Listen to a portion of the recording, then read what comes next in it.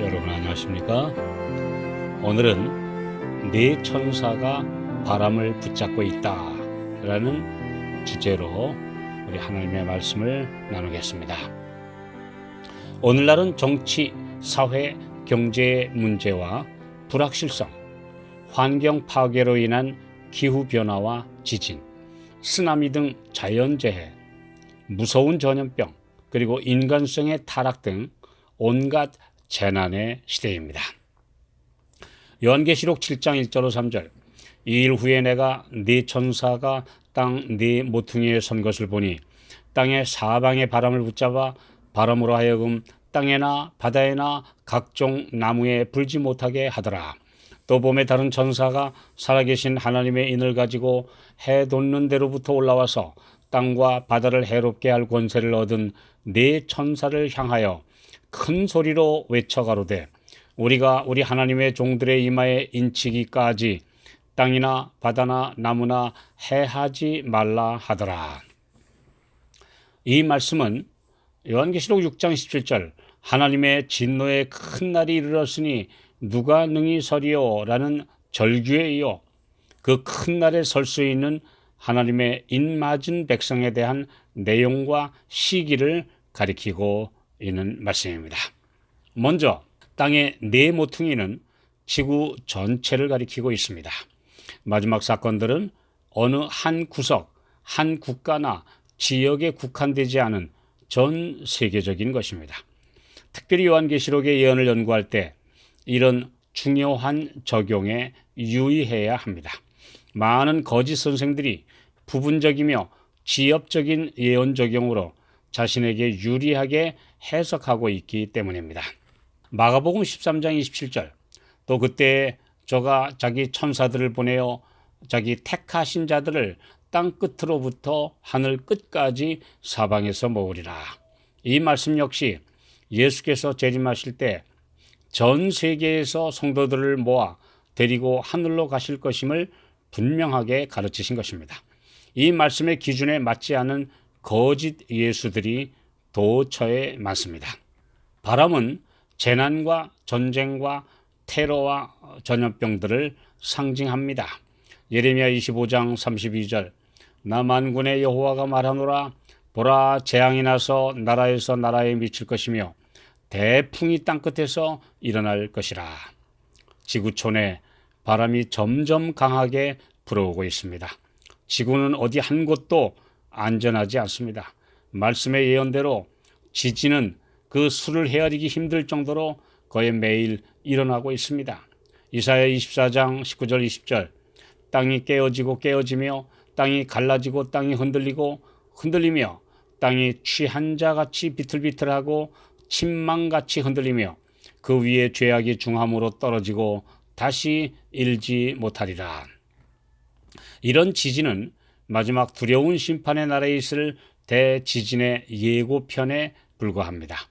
각종 사고가 바다와 육지와 공중에서 빈번하게 일어나 수많은 귀한 목숨들을 앗아가고 있습니다. 통곡과 비명이 그칠 날이 없는 이 지구는 점점 더 지옥으로 변하고 있습니다. 최근 코로나 바이러스로 수많은 사람들이 목숨을 잃었고 전 지구를 공포로 몰아넣었고 사상 초유의 팬데믹 현상으로 모든 사업체가 올스톱되는 그런 이변을 겪었습니다.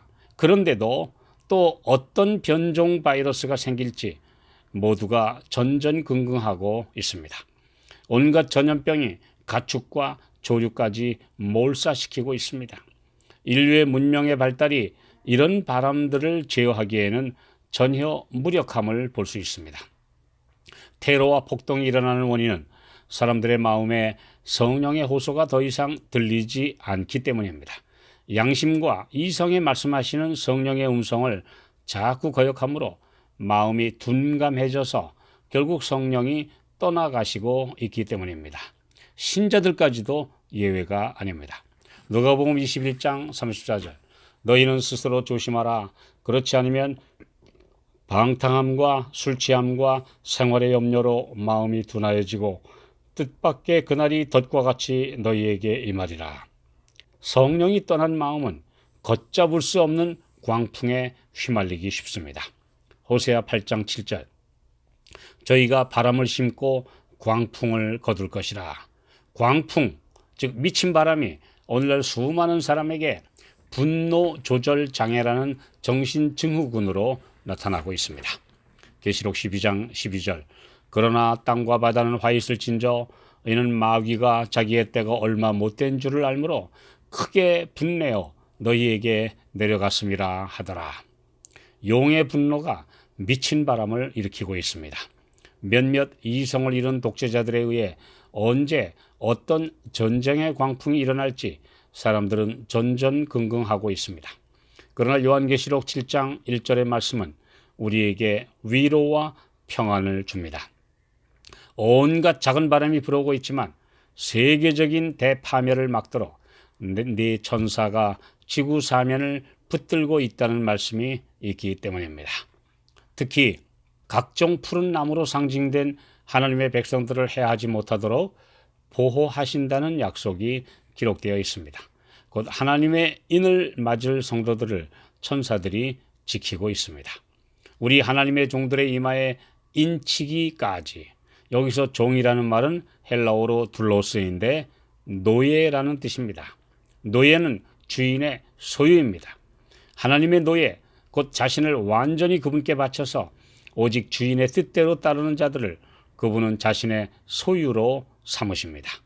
그리고 소유를 확정하는 인을 찍으십니다. 이마에 곧 지성과 영성을 주관하는 대뇌에 주님의 생명과 하나 된 확정의 인을 치십니다. 말라기 3장 17절 만군의 여호와가 이르노라 내가 나의 정한 날에 그들로 나의 특별한 소유를 삼을 것이요 또 사람이 자기를 섬기는 아들을 아낌같이 내가 그들을 아끼리니.